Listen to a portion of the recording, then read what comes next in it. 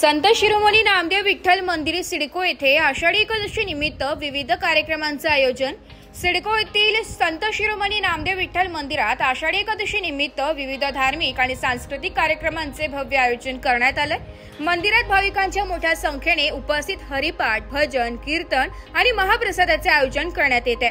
या विशेष प्रसंगी मंदिर समितीच्या वतीने अध्यक्ष ज्ञानेश्वर भांबारे, उपाध्यक्ष शंकरराव रहाणे, सचिव सोमनाथ गायकवाड, सहसचिव भगवान चांडोले, खजिनदार अभिजित धटिंगण यांच्यासह सदस्य मदनलाल सदावर्ते, अशोक शिंपी, मनोहर रहाणे, सुधाकर टिबे, प्रशांत वारे, संदेश रहाणे, मधुकर खंदारे, विनायक अवसरकर, कुमार अकराडे, प्रज्वल लचके, उमेश बकरे, सचिन सारंगधर यांचे सक्रिय योगदान लाभते।